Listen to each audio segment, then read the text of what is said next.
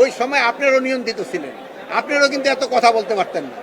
এখন যে হার আমারে প্রশ্ন করতে পারেন ওইরকম কিন্তু প্রশ্ন করতে পারেন নাই।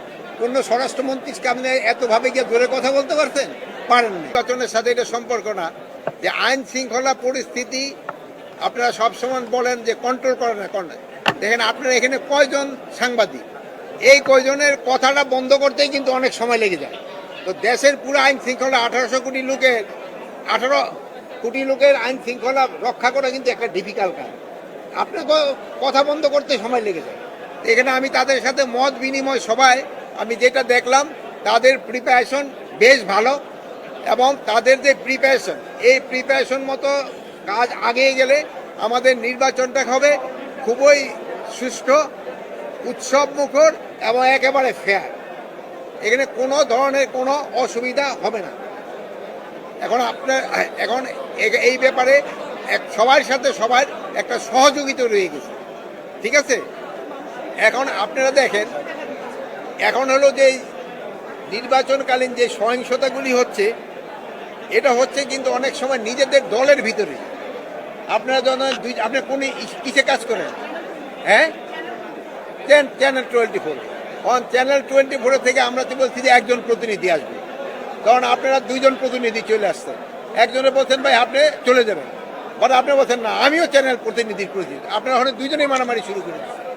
এই ধরনের সমস্যাটা হচ্ছে, নিজেদের ভিতরে সমস্যা হচ্ছে, প্লাস পার্টির ভিতরেও সমস্যা হচ্ছে। এইগুলি ক্ষেত্রে আপনারা একটু সবাই একটু জনসচেতনতা বাড়াবেন, যে এত কথা কয়, এত জনসচেতনতা বাড়াবেন, ওইটার কমে। আর ইলেকশনকালীন সময়ে পরিস্থিতি যেন পুরাটা শান্ত থাকে, এই জন্য যত ধরনের ব্যবস্থা নেওয়ার আমরা নিচ্ছি। শোনেন, ওই সময় আপনারও নিয়ন্ত্রিত ছিলেন, আপনারও কিন্তু এত কথা বলতে পারতেন না। এখন যে হার আমারে প্রশ্ন করতে পারেন ওইরকম কিন্তু প্রশ্ন করতে পারেন নাই। কোন স্বরাষ্ট্রমন্ত্রীকে আপনি এতভাবে গিয়ে জোরে কথা বলতে পারছেন? পারেন নাই। এই সময় এখন এই সরকার তো আপনাদের বলছে যে আপনারা স্বাধীন, আপনারা করতে পারেন। ফেসবুকের ভিতরে যেগুলি মিথ্যা সংবাদ, এগুলি কিন্তু আপনারাই বন্ধ করে দিতে পারেন। আমরাও চেষ্টা করি বন্ধ করে দেওয়ার জন্য। আর প্লাস আপনারাও সবাই অনুরোধ করবেন মিথ্যা সংবাদ যেন না দেয়, সত্য সংবাদ যেন পরিবেশন করে। আমরা তো চাই আপনাদের মুক্ত, সবাই যেন তার মত প্রকাশ করতে পারে।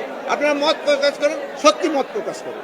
যেহেতু এই চট্টগ্রাম ডিভিশনটা একটা এলাকা যেখানে সমুদ্র আছে, পাহাড়ও আছে, সমতল ভূমি আছে, এই জন্য কিন্তু আমরা এখানে সব ধরনের ফোর্সেরই ব্যবস্থা করা হয়েছে। এখানে নেভির সংখ্যাও বাড়াই দেওয়া হয়েছে যেহেতু সমুদ্র আছে, কোস্ট গার্ডের সংখ্যাও বাড়াই দেওয়া হয়েছে যেহেতু সমুদ্র আছে, প্লেনের রয়ে গেছে, সেনাবাহিনীর সংখ্যা অনেক বাড়ানো হয়েছে, পাহাড়ি এলাকায় সেনাবাহিনীর সংখ্যা বাড়ানো হয়েছে। এয়ারফোর্সের এখানে কিন্তু আমরা স্ট্যান্ড বাই হেলিকপ্টারও রাখতেছি, যেহেতু তাদের এই জিনিসপত্রগুলি পৌঁছে দেওয়ার জন্য প্রতিটা কেন্দ্রে দুর্গম এলাকাগুলিতে এইটার ব্যবস্থা আছে। যেই রকম যেই জায়গার পরিস্থিতি ওইভাবে ব্যবস্থা করা।